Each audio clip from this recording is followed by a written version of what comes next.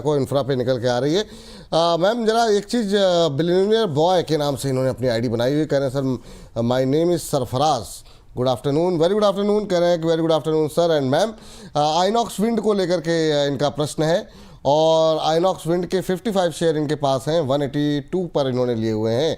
कह रहे हैं कि अभी क्या करें, अभी होल्ड करें या फिर एग्जिट कर लें।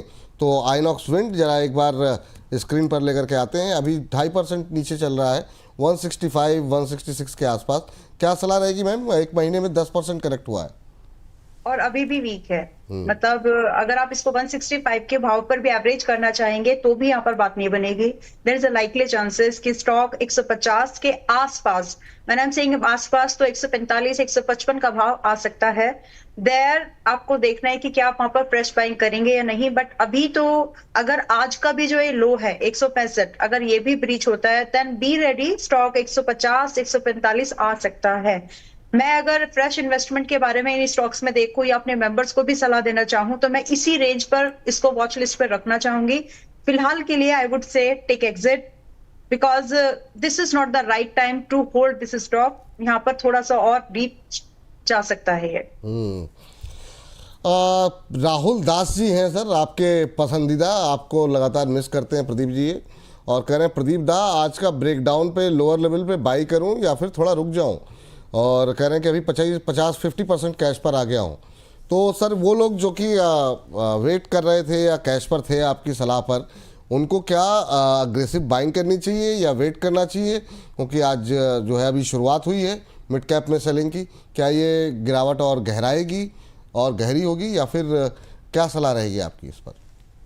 देखिए सर, मुझे लगता है कि अभी तो जस्ट स्टार्ट ही हुआ है और जो 40-50% कैश में जाने का मेरा डिसीजन था, मुझे लग रहा है कि कहीं ना कहीं ये भी बहुत सही और सटीक होने वाला है।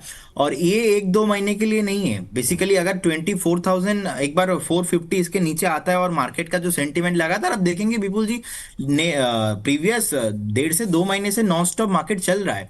सो नो डाउट मार्केट चल रहा है, यहाँ पे कैपिटल प्रोटेक्शन बहुत ही इंपॉर्टेंट होता है और कैश में रहना one of the most important thing, जो कि हम जैसे कि आपको मैंने सुबह भी बताया था कि लास्ट जो अक्टूबर था, अक्टूबर का जो टॉप था ना, वहां पे बहुत सारे फंड मैनेजर जो है कैश में नहीं गए पीएमएस में, इसीलिए अभी तक वो जो नैव है वो आ नहीं पाया। तो इसीलिए हायर टाइम फ्रेम में कैश में रहना बहुत इंपॉर्टेंट होता है।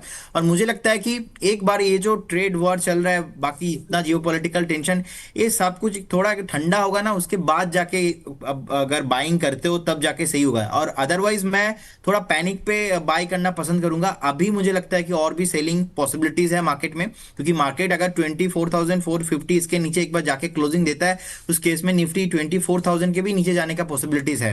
तो एक बार बने रहिए मार्केट में, कैश है, कैश लेके बैठे रहिए, अच्छा वैल्यूएशन के साथ एंट्री लेना है तो फिर जाके आपका जो पोर्टफोलियो है लंबा खासा अच्छा से चलेगा। अभी नहीं, अभी नहीं, ये सलाह यहाँ पर निकल के आ रही है। विशाल शर्मा जी हैं, मैम आपसे जानना चाह रहे हैं कि एनएमडीसी इन्होंने लिया हुआ है 66.5, कह रहे हैं कि क्या शुड आई एग्जिट और re entry at lower level, please share strategy. अभी क्या स्ट्रेटजी होनी चाहिए, रणनीति होनी चाहिए एनएमडीसी को लेकर के? आई थिंक मैंने आज सुबह भी हमने मनी 9 के लिए इसको रिव्यू किया है, स्टिल बेयरिश। यहाँ पर अभी भी कुछ घंटों में मेरा व्यू फिलहाल अभी भी नहीं बदला है, it's bearish, it is likely to continue. थोड़ा सा और ये नीचे जाएगा, फ्रेश बाइंग अभी यहाँ पर नहीं करिए। अगर आप प्लान कर रहे हैं एग्जिट का तो take a stop loss, average भी मत करो, अभी आप यहाँ पर जगह नहीं है फिलहाल। ये स्टॉक थोड़े से आई शुड से कि थोड़े से अभी नम रहेंगे, थोड़े स्लो चलेंगे, थोड़ा दूरी बना के रखिए या फिर एक्सपोजर लिमिट कर लीजिए। ठीक है, तो अभी जिन्होंने ले रखा वो क्या करें, फिर निकल जाएं, क्या करें? मतलब फिलहाल के लिए एग्जिट लेना बेटर है। छोटा लॉस लेंगे तो आप अच्छी अपॉर्चुनिटी को चाहे इसी स्टॉक में लेकिन अच्छे भाव पर लेने की कोशिश करें, क्योंकि यहाँ पर ये महंगा है। महंगा सिर्फ मार्केट की कंडीशंस को देखते हुए, क्योंकि अगर पूरा ओवरऑल अगर इंडेक्स गिर रहे हैं या इंडेक्स पर अगर प्रेशर होगा तो ये स्टॉक जो कि धक्का लगा लगा के जो स्टॉक्स चलते हैं उस कैटेगरी में आते हैं ये। तो इनको जैसे अगर वहां पर प्रेशर आया तो वो सपोर्ट वहां से हट जाएगा और ये स्टॉक थोड़े से ज्यादा गिरेंगे। इसीलिए बोल रहे हैं कि अभी थोड़ा सा इनमें से अगर चाहे तो निकल जाइए एंड क्लोज टू 61 से 60 से 62 के पास में जब भी आए प्राइस अलर्ट लगा के रखिए, वहां पर फ्रेश बाइंग के बारे में इस स्टॉक में फिर से सोच सकते हैं। Currently it's exit, currently exit की सलाह है। शांतनु वार्ष्णे जी कह रहे हैं प्रदीप सर का बहुत बड़ा वाला फ़ैन हूँ। तो प्रदीप जी आपके बहुत बड़े प्रशंसक हैं। कह रहे हैं कि सर आपके चैनल से ही मैंने इनको देखना शुरू किया है और मुझे सर की टिप्पणी बहुत अच्छी लगती है। और अब आप लाइव अमर उजाला पर आपने स्टार्ट किया, मैं 2 दिन से देख रहा हूँ। बिल्कुल सही कहा सर आपने, कुछ तकनीकी दिक्कत है बोनस के साथ, वो मुझे लगता है आज जो है रात तक शायद रिजॉल्व हो जाए या मैक्सिमम कल तक। तो जितनी जल्दी जैसे रिजॉल्व होगी हम तुरंत बोनस पे आपके साथ अवेलेबल होंगे। लेकिन इन्होंने कोई सवाल नहीं पूछा है प्रदीप दा, और ये आपके फ़ैन हैं बहुत बड़े और कह रहे हैं कि आपके चैनल से ही देखना शुरू किया है और आपकी टिप्पणी इन्हें बहुत अच्छी लगती है। तो ये अच्छी बात है, लगातार आपके प्रशंसकों की संख्या वो बढ़ रही है यहाँ पर।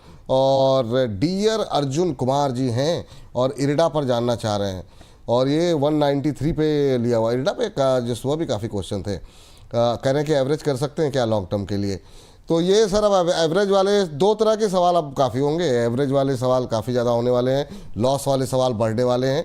आपकी टिप्पणी क्या रहेगी सर अभी इरिडा को लेकर के? First of all thank you so much sir, इतना फैन हो रहा है और मेरे पास तो कॉल आ रहा है, बहुत व्हाट्सएप एसएमएस आ रहा है और मुझे भी ऐसा कॉल आ रहा है कि नहीं विपुल जी के चैनल पे आपको देखा है। सर आपका भी बहुत सारा फैन है। ना देखिए हमारा सर मतलब हम लोग तो बस ऐसे ही आप लोगों के मतलब दर्शकों से जोड़ना ही काम है सर, हमारा क्या है मतलब। जी सर। देखिए इसमें अभी 159 के आसपास चल रहा है, मुझे लगता है एक फ्रेश ब्रेकडाउन आया है इसमें, और जिस तरीके से इंटर सेगमेंट पे एक सेलिंग प्रेशर चल रहा है ये कंटिन्यू होना चाहिए। 145 142 के आसपास एक सपोर्ट है, तो वहां पर आने आने पर मुझे लगता है कि एक बार आप एवरेज करके जा सकते हो, लेकिन फिलहाल अभी नहीं। सुबह उस टाइम पे 165 के आसपास ट्रेड हो रहा था, मैंने वही सेम स्टेटमेंट दिया 142 145 के आसपास। तो अभी सर एक बार अवॉइड करना है, जिनके पास है लॉन्ग टर्म व्यू से बने रहिए, और अगर फ्रेश बाय और एवरेज का बात हो तो 142 145 बेस रेट रहेगा। ये बात यहाँ पर निकल करके आ रही है। Anything any time with Aarav Goyal ji हमारे एक आईडी बनाई हुई है यूट्यूब पे मैम, और ये जानना चाह रहे हैं कि कह रहे हैं कि आज मेरा क्वेश्चन ले लीजिएगा। बिल्कुल ले लिया गया। वेदांता का एंट्री प्राइस क्या हो सकता है? तो वेदांता में हम देख रहे हैं कि आज जो है कल खबरें भी थी, इन्होंने हिंदुस्तान जिंक में जो है यहाँ पर जो है अपना स्टेक बेचा है, 439 के आसपास चल रहा है। आज सबकी पिटाई हो रही है, ये भी 3.5% नीचे है। एंट्री प्राइस क्या होना चाहिए मैम? वेदांता का एंट्री प्राइस होना चाहिए 350 360 और 438 का यह भी है। अगर आप वेट करेंगे तो अच्छा भाव मिलेगा, अगर आपने जल्दी की तो आपको ये रेट नहीं मिलेगा। तो 350 360 का ये रेंज है, प्राइस अलर्ट रखिए, जब भी इस रेंज में है फ्रेश बाय ले सकते हैं। चलिए ठीक, ये भाव यहाँ पर निकल करके आया। और अनवर शेख साहब कह रहे हैं कि विपुल सर मैं फ़ैन नहीं कूलर हूँ। कह रहे हैं एसी सब हैं, मैं फ़ैन नहीं कूलर हूँ, बाकी एसी सब हैं। तो प्रदीप जी प्रोटीन EGOV पर इनका सवाल है और ये जानना ये चाह रहे हैं कि 1245 पे लिया हुआ है और साथ ही साथ बेलराइस का IPO ये होल्ड कर रहे हैं। कह रहे हैं लॉन्ग टर्म का व्यू है, क्या मुझे होल्ड करना चाहिए नहीं करना चाहिए? तो अनवर शेख साहब को क्या कहेंगे आप? एक तो ये IPO होल्ड कर रहे हैं बेलराइस का, तो अभी हाल की लिस्टिंग है बिल्कुल पास की, और दूसरा ये जो है प्रोटीन EGOV 1245 पे लेकर के रखे हुए हैं। देखिए प्रोटीन में मुझे लगता है कि एक ब्रेकडाउन आया है और जिस तरीके से स्ट्रक्चर खराब हो रहा है, मुझे नहीं लगता कि अभी करंट जोन से उनको होल्ड करना सही होगा। करंट लेवल से एग्जिट करने का सलाह रहेगा। इसमें ऐसा कोई स्ट्रक्चर ठीक नहीं लग रहा है, और जिस तरीके से लगातार लास्ट 2 से 3 हफ्ता गिर रहा है, तो मुझे नहीं लगता कि यहाँ पे ऐसा कोई स्ट्रक्चर वाइज कुछ ज्यादा ठीक होने वाला है। जोन से एग्जिट करने का सलाह होगा, फ्रेश बाई इसमें नहीं है। और देखिए बेल राइस न्यू कंपनी है, उस दिन मैंने आई थिंक मनी 9 पे मैं था, हाँ उस दिन भी डिस्कशन कर रहा था कि एक बार 92 91 के आसपास स्टॉप लॉस होना चाहिए, और हमने देखा कि एग्जैक्टली वही लेवल से घूम गया स्टॉक और थोड़ा बहुत ऊपर आ रहा था। तो मेरा मानना है यहाँ पे देखिए अभी 100 के ऊपर सस्टेन करना बहुत इंपॉर्टेंट था, लेकिन 100 के ऊपर सस्टेन करने में इतना प्रॉब्लम आ रहा है और मार्केट में भी सेलिंग प्रेशर आ रहा है, तो मेरे ख्याल से एक बार आप अगर होल्ड कर रहे हो तो फिर आपका 91 का fixed and final stop loss होना चाहिए। फ्रेश एंट्री इस काउंटर पे अभी नहीं है। 91 के नीचे जाता है तो इस केस में पूरा स्ट्रक्चर जो है ना इसका वो खराब हो जाएगा टेक्निकली। तो एक बार एग्जिट करने का सलाह रहेगा करंट जोन से, क्योंकि इसमें अभी मोमेंटम नहीं आने वाला। अगर आपका होल्डिंग है लॉन्ग टर्म के लिए आपने लिया था, फिर भी आप एक बार 91 का स्टॉप लॉस के साथ बने रहिए। फ्रेश बाय तो इस काउंटर पे नहीं करना। फ्रेश बाय तो इस काउंटर पे नहीं करना है, ये राय निकल के आ रही है। और इस बीच गुफू खान साहब हैं, गुफू खान साहब, इन्वायरो इंफ्रा इंजीनियर। मैम जरा एक बार सर्च कीजिएगा, इन्वायरो इंफ्रा इंजीनियर के 235 की एवरेज है इनकी, और ये समझ नहीं पा रहे हैं कि अभी इन्हें क्या करना चाहिए। आज अगर हम देखें तो अब 210 211 के आसपास अभी के लिए फ़िलहाल ये शेयर ट्रेड करता हुआ, और इन्होंने 235 पे लिया हुआ है। 20-25 रुपये का नुकसान हो रहा है। कह रहे हैं कि एवरेज करें या फिर एग्जिट करें। एवरेज करने का समय नहीं है। एंड जब आप इस स्टॉक को, ये पहले बात तो आपका इसमें शॉर्ट टर्म अगर व्यू है तो ही आपको यहाँ पर रहने की नीड है।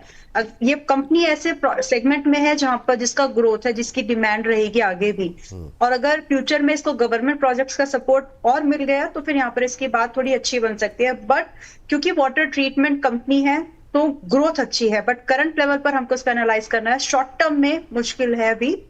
रही बात, यहाँ पर 2-3 चीजें भी आपको और देखनी है कि कंपनी प्रॉफिटेबिलिटी की तरफ तो जा रही है, रेवेन्यू बढ़ रहे हैं, बट साथ में कहीं ना कहीं जो इसका शेयर होल्डिंग पैटर्न है, एफआईआईज में इसने लगभग 50% से इनकी जो स्टेक है वो घटी है। पहले ये 1.45% था, now it is close to 0.70। ये देखने वाली बात है और नोटिस कर लेना चाहिए अगर आप इन्वेस्टमेंट के लिए देख रहे हैं। 210 का भाव मेरे हिसाब से आप फिलहाल यहाँ पर एग्जिट ले लीजिए, कोई बुरी बात नहीं होती है। अगर आप किसी ऐसे स्टॉक में अगर आप इन्वेस्टमेंट करके बैठे हैं जहां पर आपको लग रहा है कि मेरे हिसाब से नहीं हुआ है, तो फिर वहां पर आप निकल जाइए और कोई अच्छी अपॉर्चुनिटीज को देखिए। 210 ये अभी है, बट डोंट बी सरप्राइज कि अगर ये 180 भी आता है या 100 उससे भी नीचे 170 भी आ सकता है। तो उस चीज को समझते हुए आप थोड़ा यहाँ पर एक वाइज डिसीजन लीजिए, या तो अभी एग्जिट करिए। 1 सेकंड, अगर आप लॉन्ग टर्म इन्वेस्टमेंट के बारे में इसमें सोच रहे हैं, बिकॉज सेक्टर के मल्टीपल के हिसाब से भी लोअर है, एफआईआई ने इसमें अपनी जो होल्डिंग्स है उसको घटाया है। इन सब चीजों को देखते हुए अगर आप एक ये देखेंगे कि आगे क्या हो सकता है और कितने समय में, तो ये मान के चलें कि अगले 1 साल तो ये आपको इसमें शांति से ही कुछ मूवमेंट होगा, कभी ऊपर कभी कुछ % नीचे, लेकिन बहुत बड़ा रिबाउंड आएगा वैसी possibilities down the line 1 year नहीं है। और एवरेजिंग अगर आपको करनी है तो 170 के 160 के इस रेंज में आपको मौका मिलेगा, जो कि आपके बाइंग के लगभग 35% डाउन है। सो क्या आप उसको मैनेज कर पाएंगे, डाइजेस्ट कर पाएंगे, बेयर कर पाएंगे, इन अदर वर्ड्स, तो ही ऐसा डिसीजन ले। ठीक है मैम। इस बीच आज सुबह इस पर काफ़ी बात हुई थी प्रदीप जी। लोगों के सवाल हैं, लेकिन कह रहे हैं कि बीएल को अभी भी फ्रेश बाई के लिए बहुत सारे सवाल आ रहे हैं। ये अभी कह रहे हैं कि डिप का वेट करें या फिर अभी ले लें।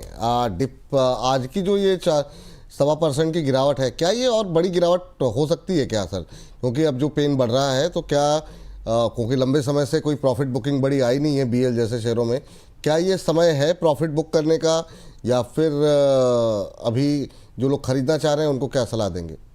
देखिए, मुझे लगता है कि एक बार आप वेट कीजिए, क्योंकि 400 के आसपास एक आ चुका है। बहुत टाइम से इसमें सेलिंग नहीं हो रहा है, इसमें करेक्शन, हेल्दी करेक्शन भी नहीं आ रहा है। तो मेरा मानना यहाँ पे ऐसा है कि Vipul ji, if you want to invest 1 lakh, so आप धीरे धीरे करके स्टार्ट कीजिए।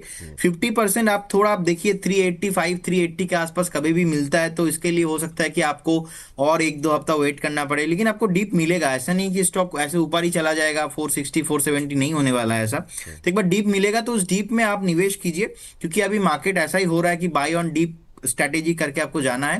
तो एक बार मेरा ख्याल से एक बार वेट करके जाइए, तो फिर फेयर वैल्यूएशन आपको मिल सकता है। क्या होता है, सम टाइम थोड़ा जल्दबाजी में भी हो सकता है कि ऊपर प्राइस ले लिया, बाद में नीचे आ गया, तो आपका ही नुकसान हो सकता है। लेकिन देखिए, ये शॉर्ट टर्म ट्रेडर के लिए, शॉर्ट टर्म इन्वेस्टर के लिए, अगर आपका व्यू है कि नहीं मैं बाय करूंगा और 2 से 3 साल होल्ड करके रहूंगा, बने रहूंगा, तो फिर उसमें कोई इशू नहीं है।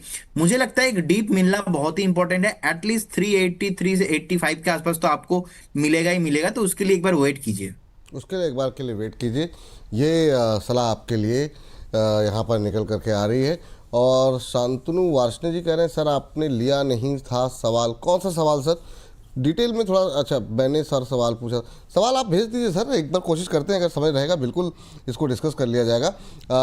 इस बीच सीमेंस एनर्जी को लेकर के और भी कई सारी टिप्पणियाँ आ रही हैं।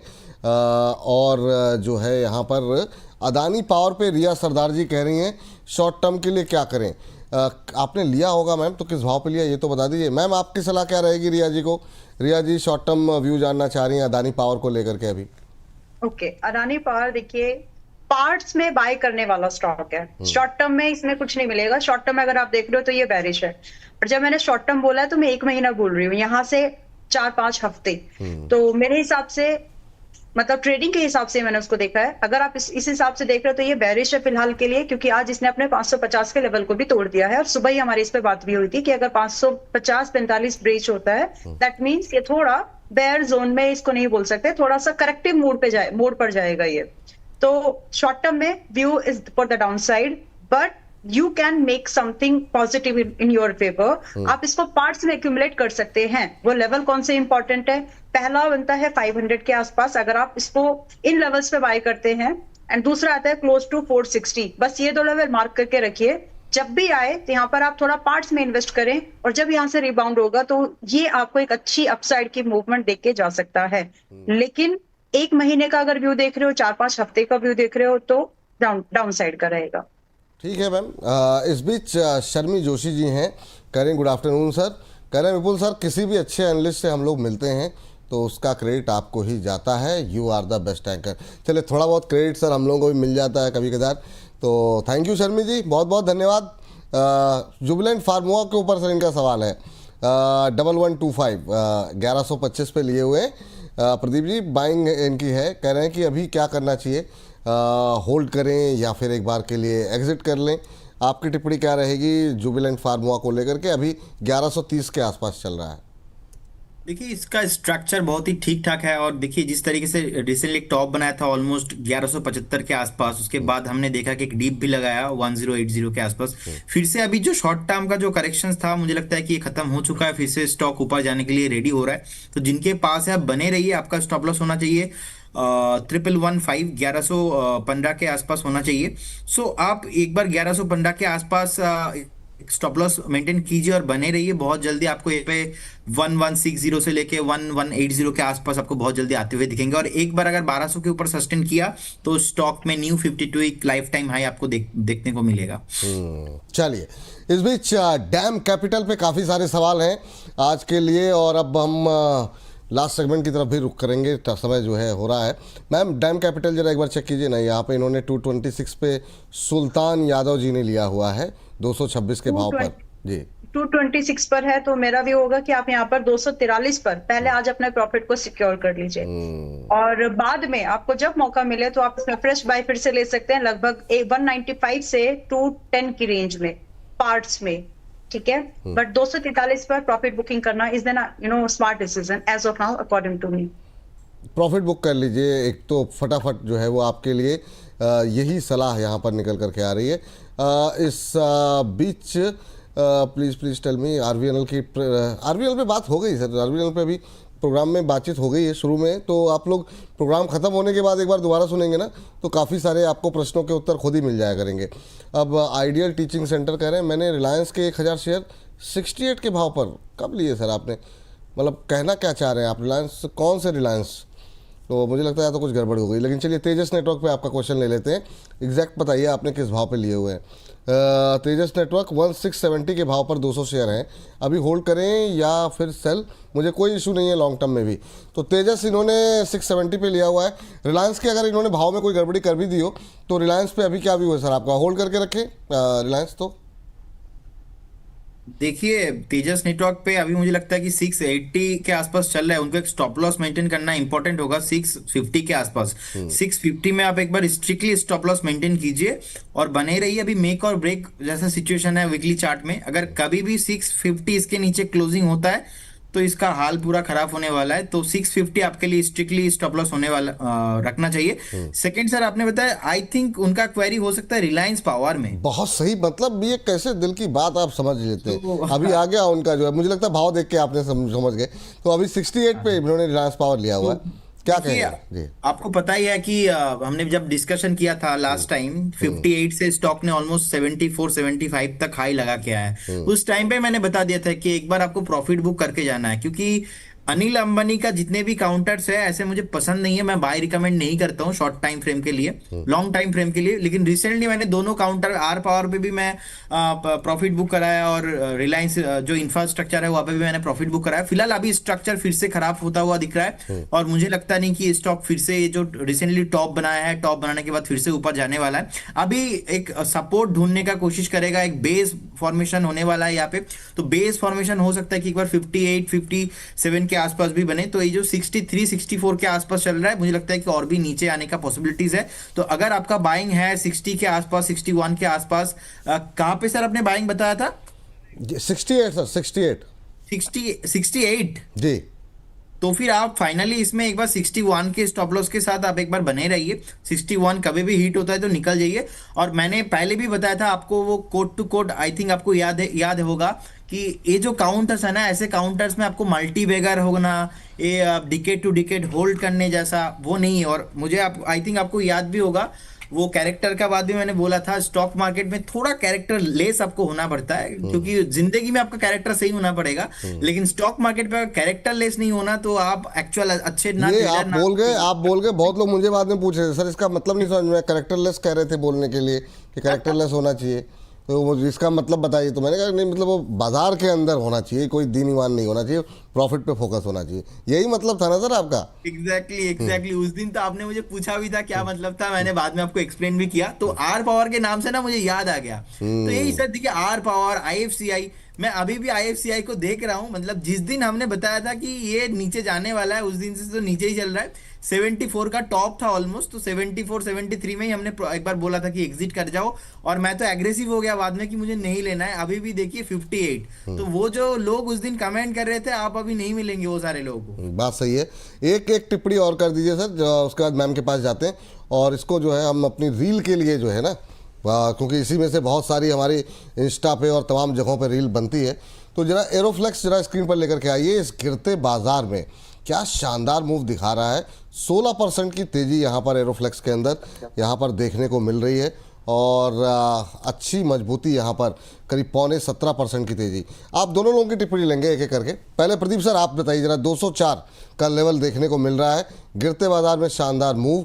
खबर मुझे भी नहीं पता कि आखिर में यहाँ पर क्या कुछ पक रहा है, लेकिन वॉल्यूम के साथ यहाँ पर ख़रीदारी हुई है। अच्छा, यहाँ पर आशीष कचौलिया जो कि एक बड़े निवेशक हैं, उन्होंने यहाँ पर अपना स्टॉक जो है वो हिस्सा जो है वो बढ़ाया है। तो ये वजह है जिसकी वजह से आज यहाँ पर तेज़ी देखने को मिल रही है। आपकी टिप्पणी सर पहले प्रदीप जी आपकी। अब देखिए, काउंटर पे नो डाउट एक अच्छा खासा वॉल्यूम हुआ है बहुत दिन बाद, और एक मोमेंटम आया है। इनफैक्ट मेरा पीछे से मेरा फंडामेंटल जो एनालिस्ट है बोल रहे सर, सुबह से मैं लेके बैठा था आज 180 से 185 के आसपास है। ओहो, बताया क्यों नहीं सर? तो बेसिकली विपुल जी देखिए, मुझे लगता है कि जो वॉल्यूम आया है ना, ऐसा वॉल्यूम देखने को नहीं मिलता है। मतलब मैं टेक्निकली देखा जाए तो ऐसा वॉल्यूम बहुत कम देखने को मिलता है। इनफैक्ट जब स्टॉक लिस्टिंग हुआ, लिस्टिंग होने के बाद हाईएस्ट वॉल्यूम हो रहा है आज। तो ऐसा वॉल्यूम प्रीवियस कभी भी नहीं हुआ। अभी 200 के ऊपर सस्टेन भी कर रहा है। तो मेरा मानना है यहाँ पे ऐसा है कि एक बार जो ये जो रैली है कंटिन्यू होने वाला है, बहुत जल्दी आपको यहाँ पे 225 से 230 का भाव देखने को मिलेगा। यहाँ पे आपको एक 190 का स्टॉप लॉस मेंटेन करना है और बने रहने का है। मुझे लगता है ये जो आज का रैली है, हो सकता है कि एक दो दिन में थोड़ा बहुत हेल्दी करेक्शन भी मिले, लेकिन यहाँ पे ऐसा कोई टेंशन अभी तो नहीं है कि एक खराब हो जाएगा, स्ट्रक्चर खराब है, ऐसा नहीं है। और ये जो रैली है ना, ये कंटिन्यू होगा, तो आप बने रहिए। फ्रेश बाय इस जोन पे मैं सलाह नहीं दूंगा, क्योंकि आज 16% ऑलरेडी बढ़ चुका है। तो इतना हायर प्राइस में आप लेंगे तो यहाँ पे रिस्क रिवॉर्ड जो रेशियो है वो फेवरेबल नहीं हो रहा है। सो एक बार आप कभी भी डीप मिलता है उस डीप में लीजिए, लेकिन टारगेट इसका 225 से 230 बहुत जल्दी आने वाला है। जी चलिए, तो ये बात यहाँ पर निकल कर आती है। मैम आपकी टिप्पणी भी जानना चाहेंगे इस पर, क्या करना चाहिए, क्या सलाह रहेगी? ऑल राइट, देखिए मैं यहाँ पर स्टॉप लॉस को थोड़ा नीचे रखना चाहूंगी। 180 के स्टॉप लॉस पर ही इस पर बात बनेगी। और रही बात कि ये किस तरह से हम इसको अनकैश कर सकते हैं, अगर कोई मेरे हिसाब से कोई इसमें फ्रेश एंट्री लेना चाहता है तो 202 के आसपास ले सकते हैं। लेकिन कल या फिर मंडे अगर आपको 195 के आसपास मिले तो वहां पर आप इसको थोड़ा और बाय कर लीजिए। एंड उसके बाद के जो टारगेट्स हैं वो 220 पहला टारगेट हमको मिल सकता है, एंड 235, और ये नियरली 2 से 3 हफ्ते का व्यू है। तो स्टॉप लॉस आपको 180 का रखिए ताकि आपका एवरेज जो लॉस है वो रिड्यूस हो जाए और आपके फेवर में ये रिस्क रिवॉर्ड आ सके। ठीक मैम, बिल्कुल सही बात कही आपने। और इस बीच विशाल शर्मा जी कह रहे हैं विपुल जी मेंबरशिप बोनस के वापस आने पर ले कि अभी ले? आप बोनस सर उम्मीद करते हैं आज शाम तक, कल तक जो है वो सामान्य स्थिति में होगा, उसके बाद आप आराम से मेंबरशिप लीजिए।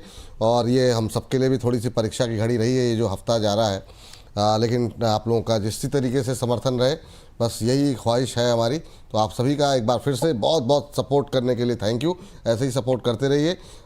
एक टिप्पणी, हालांकि समय ज़्यादा हो रहा है, चलिए पहले जो है आईपीओ बाजार के हलचल देख लेते हैं, क्या हो देखने को मिल रही है। उसके बाद इस अगर समय बचेगा तो एक दो सवाल लेंगे, अदरवाइज फिर आगे बढ़ेंगे। रुक करते हैं हमारे खास सेगमेंट आईपीओ हो तो ऐसा की।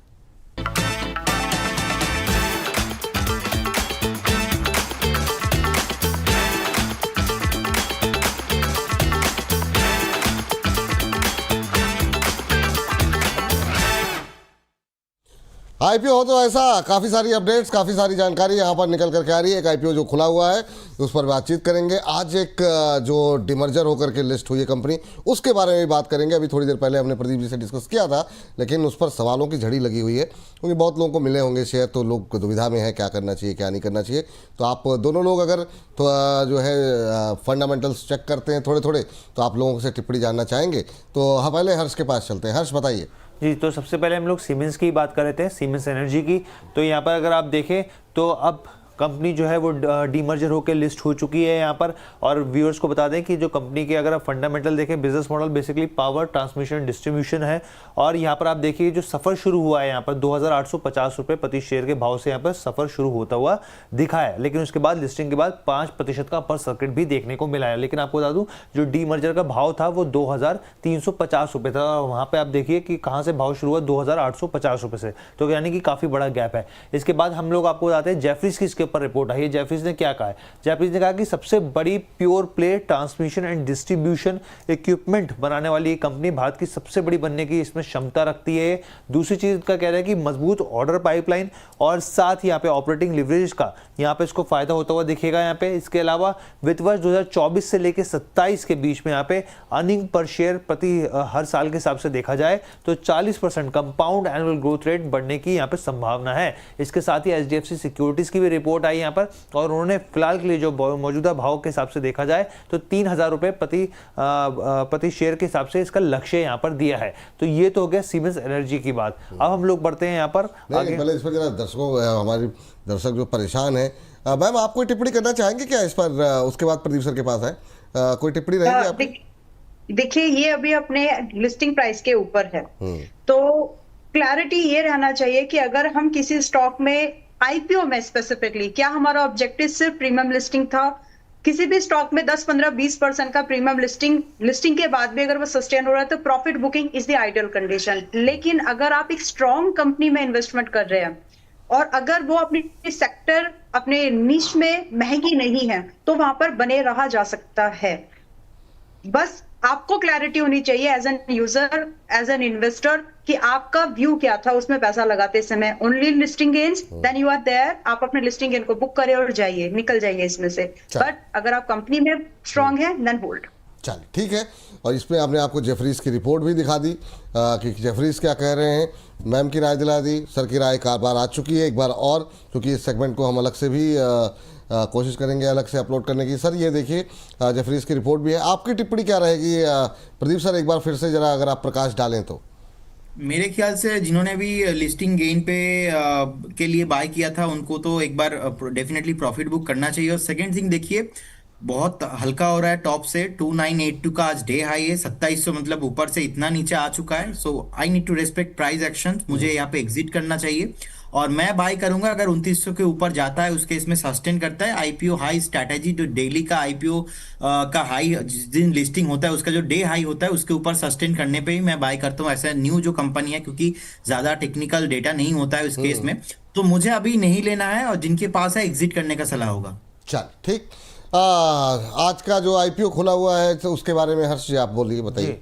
जो एरिस इंफ्रा की बात कर लेते हैं यहाँ पर इस आईपीओ की यहाँ पर, तो देखिए सब्सक्रिप्शन जो है बहुत ही धीमापन, बहुत ही ढीला देखने को मिल रहा है। यहाँ पे QIBs की बात करें 0.04%, जब ये मैं डाटा निकाला था मैं तब की बात कर रहा हूँ आपको।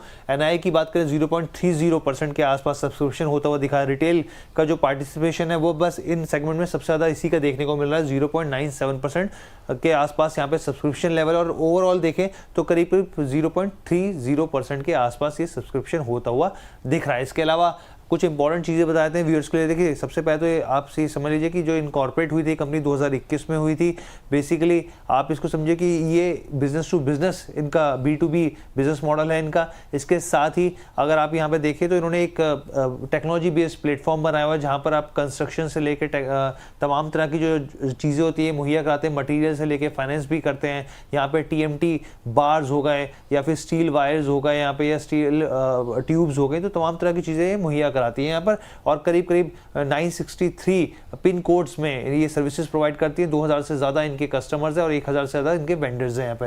अब आप ये देखिए इशू प्राइस जो बैंड है वो 210 रुपये से लेकर 222 रुपये है। लॉट साइज जो है 67 शेयर्स का है। टोटल इशू साइज जो है, क्योंकि पूरे तरीके से फ्रेश इशू ऑफिस नहीं है, तो करीब यहाँ पे देखिए 2.25 करोड़ शेयर्स हैं और जिनकी वर्थ करीब करीब यहाँ पे 500 करोड़ के आसपास। ठीक, आप में से दोनों ही लोगों का फोकस जो है वो चार्ट्स पे और टेक्निकल्स पे ज़्यादा रहता है, लेकिन अगर किसी ने इस आईपीओ पे थोड़ी सी नज़र डाली हो तो आप दोनों की राय जानना चाहेंगे। मैम आपसे शुरू करना चाहेंगे जी।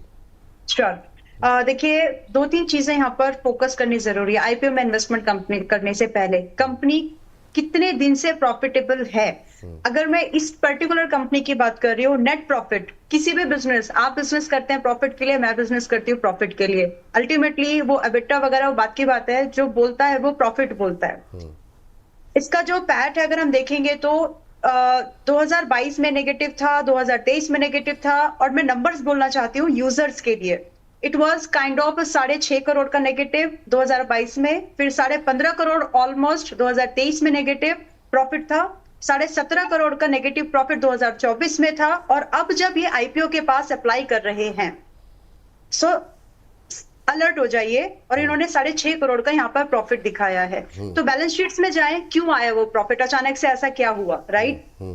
और ये जो अब थोड़ा जब आप और डीप डाइव करेंगे तो इसका जो बोरोइंग है, जो इसका डेट है वो इंक्रीज हुआ है। प्रॉफिट दिखाते दिखाते जो इनका डेट परसेंटेज है, प्रॉफिटेबल दिखाने के लिए, मैं वर्ड बहुत ही केयरफुली यूज कर रही हूँ, दिखाने के लिए, राइट। तो जो इसका डेट परसेंटेज है वो इंक्रीज हो गया। 2022 में 154 करोड़, फिर 220 करोड़ 2023 में, 273 करोड़ 2024, और दिसंबर में जब इनका ड्राफ्ट फाइल हुआ है उस समय 320 करोड़ से ऊपर का इनका डेट है। तो ये किसी भी हेल्दी फाइनेंशियल कंपनी के बारे में नहीं इंडिकेट करते हैं। एक हेल्दी कंपनी जो मार्केट में यूजर का इंटरेस्ट ले सके, ना तो इसके ऐसे फाइनेंशियल है, तो मुझे नहीं लगता कि इसमें पॉजिटिव लिस्टिंग मिलेगी। तो one can avoid it. And दूसरा रीजन उसका ये भी है, आज के समय में जो वैल्यूएशन ये कंपनी आपसे डिमांड कर रही है, उससे बेहतर अच्छे ट्रैक रिकॉर्ड वाली कंपनीज डिस्काउंट पे मिलेंगी। Keep your funds ready for that. बिल्कुल, तो ये अच्छी बात है कि भाई ये कारण बता दिए गए, अवॉइड करने की सलाह मैम की तरफ से है। प्रदीप सर, आप अवॉइड करेंगे या सब्सक्राइब करेंगे आईपीओ को? नहीं, मैम ने ऑलरेडी डिस्कस कर दिया है, जो मेरा मन का बात था तो मैडम ने बोल ही दिया है। सो अभी इसमें बोलने जैसा अभी कुछ है ही नहीं। देखिए डेट टू इक्विटी 1.45 के आसपास है और ईपीएस भी नेगेटिव में है और पी भी मतलब नेगेटिव में ही है। तो प्राइस टू बुक वैल्यू हम देखेंगे 8.61 के पास है, जो कि मुझे लगता है कि बहुत ही ओवर वैल्यूएशन हो सकता है और फंडामेंटल अट्रैक्टिव नहीं है। अभी मार्केट का इतना अच्छा फेज भी नहीं चल रहा है, मार्केट में बहुत वॉलेटिलिटी चल रहा है। सो मुझे भी ऐसा ही लगता है कि यहाँ पे आप अवॉइड कीजिए तो बेटर है। आईपीओ होने दीजिए, लिस्टिंग होने दीजिए, उसके बाद जाके एक बार 1-2 हफ्ता देखिए कि कैसे एक्शन हो रहा है, उसके बाद जाके यहाँ पे एंट्री कीजिए। फिलहाल अभी एक बार अवॉइड करने का सलाह रहेगा। अवॉइड करिए आईपीओ को, ये ज़्यादा बेहतर है। बिना मतलब पता लगा अच्छे शेयर खरीदने के लिए पैसे रखें, उसको आईपीओ में लगा दिए, वो भी डूब जाए तो फायदा नहीं है। लेकिन सर ये प्रदीप सर आपके विचार सबसे मिल जाते हैं, ये तो मैंने देखा है, मतलब जो है। नहीं, मैं तो सर आपने जैसे ही बताया था ना, मैंने वही फंडामेंटल देख के मैं थोड़ा बैलेंस शीट देख रहा था कि इसका पैट क्या है, तो देखा मैं जो बोलने वाला था मैडम ने ऑलरेडी बोल दिया। तो प्रॉपर कॉपी पेस्ट, तो अभी मेहनत करने जैसा कुछ है ही नहीं इसमें। नहीं, अच्छा है सर, बहुत बढ़िया, बहुत शानदार। और इसी के साथ हर्ष, थैंक यू आपका आज की चर्चा में जुड़ने के लिए, आईपीओ हो तो ऐसा लेकर के आने के लिए। तो इस सेगमेंट को करते हैं यहीं पर समाप्त।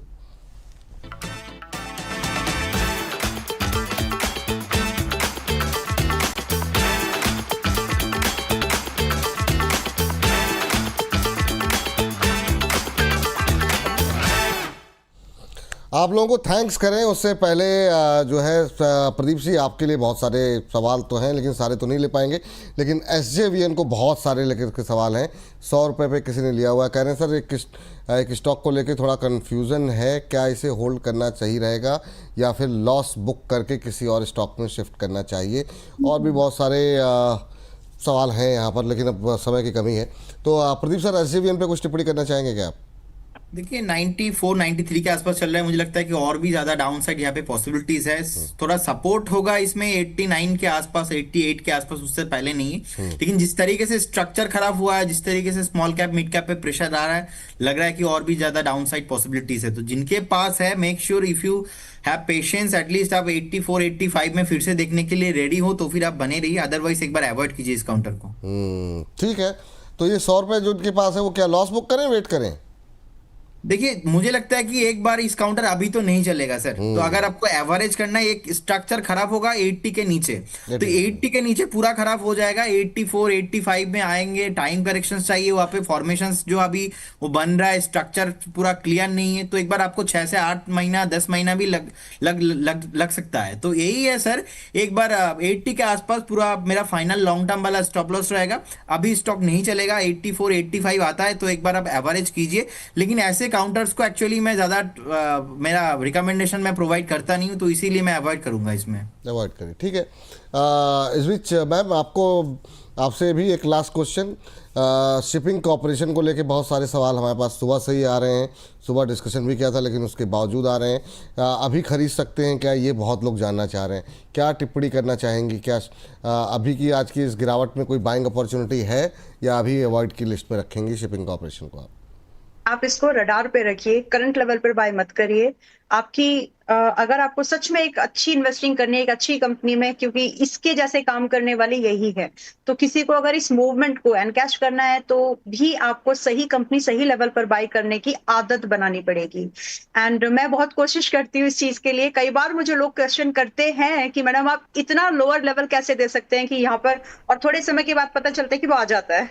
तो फिर वही बात है, फिर वो लोग उसको एनकैश करते हैं कि नहीं, आई डोंट नो। लेकिन अच्छे लेवल्स पे बाय करने की कोशिश करें। HCI में 175 170 रेंज आ सकती है, बट यहाँ पर एक क्लॉज रहेगा। आप यहाँ पर पहला एक इंस्टॉलमेंट बाइंग या फिर फर्स्ट हैंड बाइंग अगर आपको लेनी है तो 200 से 195 के रेंज पर ले सकते हैं, जबकि करंट प्राइस इज 215 215। तो करंट रेट तो छोड़ ही दीजिए, 195 से 200 की रेंज में पहले एक्सपोजर ले सकते हैं। उसके बाद सेकंड एक्सपोजर 170 75 में रहेगा। कंबाइंडेड स्टॉप लॉस जो हम यहाँ पर लेकर के चलेंगे 160 का एक कंबाइंडेड स्टॉप लॉस है, एंड होल्ड इट। एंड आप इसको कम से कम 3-4 क्वार्टर के लिए फिर छोड़ दीजिए। जब भी ये लेवल्स आते हैं उसके बाद में, फिर उसके बाद ये मूव कर सकता है, अच्छा मूव कर सकता है। चलिए, आप दोनों का ही बहुत बहुत धन्यवाद। एक एक करके अपना डिस्क्लोजर दीजिए। पैम, आपसे शुरू करना चाहेंगे, क्या डिस्क्लोजर? जो भी स्टॉक्स अभी मैंने डिस्कस किए हैं यहाँ पर, चाहे वो प्रदीप जी की तरफ से हो, यहाँ पर किसी भी स्टॉक में ऐसा कोई क्लैश मुझे नहीं लगा जो मेरे पर्सनल होल्डिंग्स में हो। But yes, because we have research services, तो हमारे क्लाइंट्स के पास ये स्टॉक हो सकता है कि शफल होते होते आ गए हो, लेकिन मेरे पास नहीं, मेरी होल्डिंग्स। चलिए प्रदीप सर, आपकी टिप्पणी क्या रहेगी सर डिस्क्लोजर को लेके? सर जो भी स्टॉक पे हमने बात किया है, कोई भी स्टॉक मेरा कोई पर्सनल होल्डिंग पे नहीं है। No conflict of interest from our side. Investment in securities market subject to market risk. कोई भी स्टॉक में आप निवेश करने से पहले आपका जो पर्सनल फाइनेंशियल एडवाइजर है उनसे सलाह लेके कीजिए। एंड बहुत सारे स्टॉक में डिस्कशन हुआ है, हमारे product model portfolio and client को रिकमेंड किया हुआ है। स्टॉक मार्केट में कुछ भी गारंटी नहीं होता है, एंड पास्ट परफॉर्मेंस फ्यूचर में रिफ्लेक्ट नहीं होता है। आप एक बार सेल्फ स्टडी कीजिए एंड निवेश कीजिए। बहुत बहुत धन्यवाद सर। आप बहुत बहुत धन्यवाद आप दोनों का आज की इस चर्चा में जुड़ने के लिए, अपने अपने विचार शामिल करने के लिए अलग अलग शेयरों पे। तो फिलहाल आज के इस कार्यक्रम को यहीं पर समाप्त करते हैं। आपसे जल्द मुलाकात होगी।